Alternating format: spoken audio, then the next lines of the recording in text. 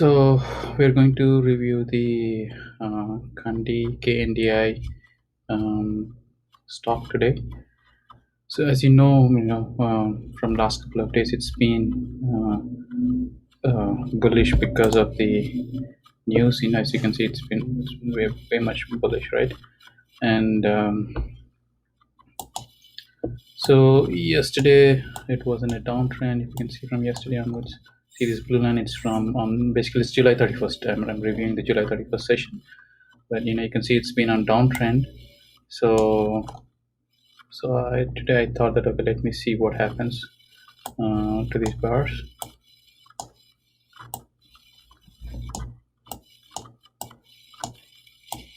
Position this one.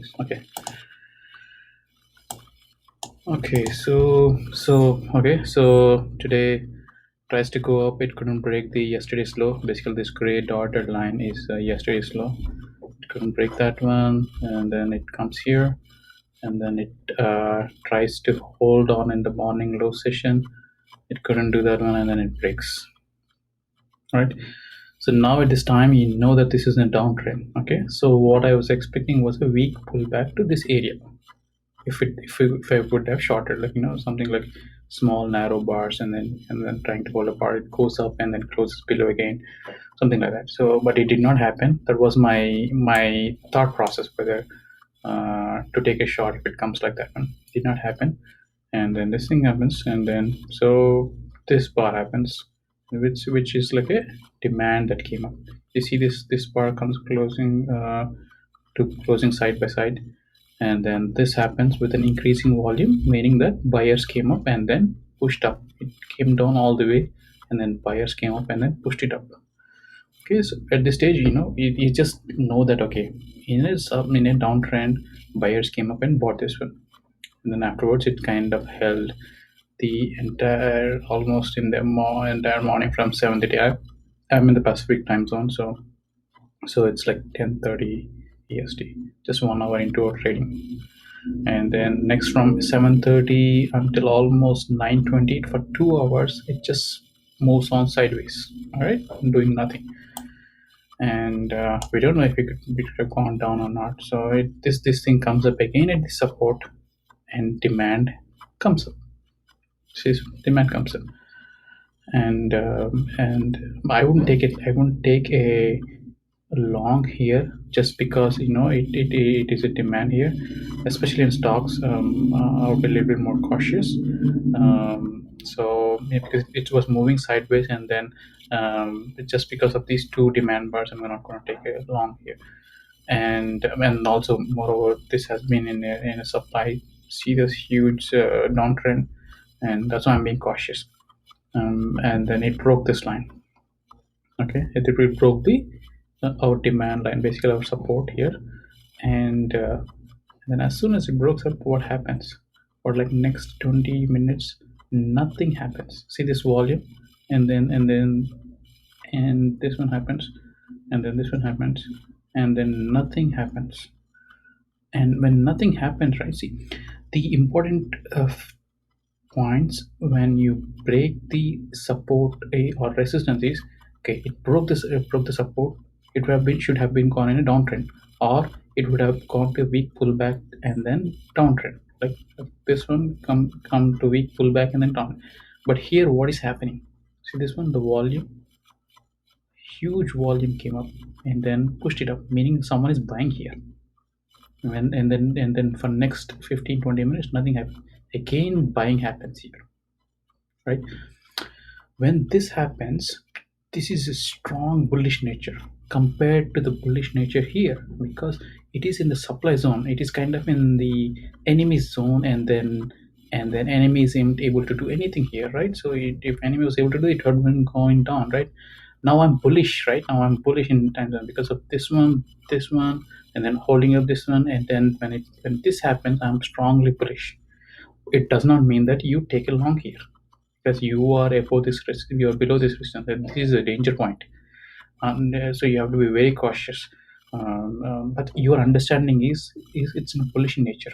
Okay, as you see that when it comes here, it kind of tries to break this one for 15 minutes, nothing happens, and then suddenly the volume comes up. Okay, and then as it breaks down, so this is the area where you wait for the weak pullback to this level, right, to this support. Like it comes up weekly, and then this is where you can take a long here because of this bullish nature, going under the water, going under the support, and then unable to go further down. There is no follow through, and then breaking again back.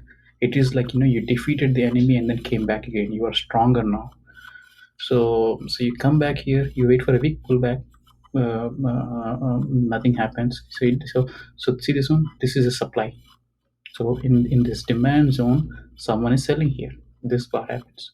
So at this stage, you're being cautious. You're waiting for a weak pullback, right? And then what happens for next almost 20-25 minutes, next 30 minutes, nothing happened. Just move sideways. If it had been a supply, it would have been going down, but it did not happen. When this goes sideways for like 30 minutes, you know that okay, that buyers are able to hold this level.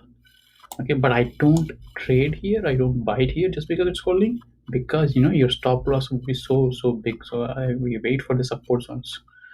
You trade the edge at the edges, right?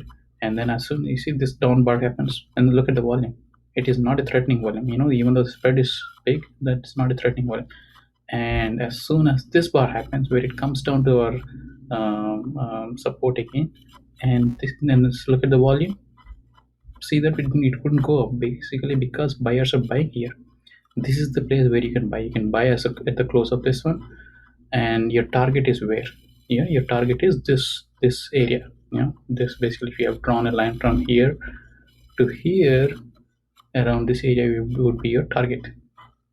Okay, and what happens? Like as you see, it's expected, and then this comes up. Okay, so you have to be so reading this whole thing. So this happens. See this at this stage. Last time it came up, there was a down bar of the supply. This time there's not a down bar, meaning the buyers are able to hold it.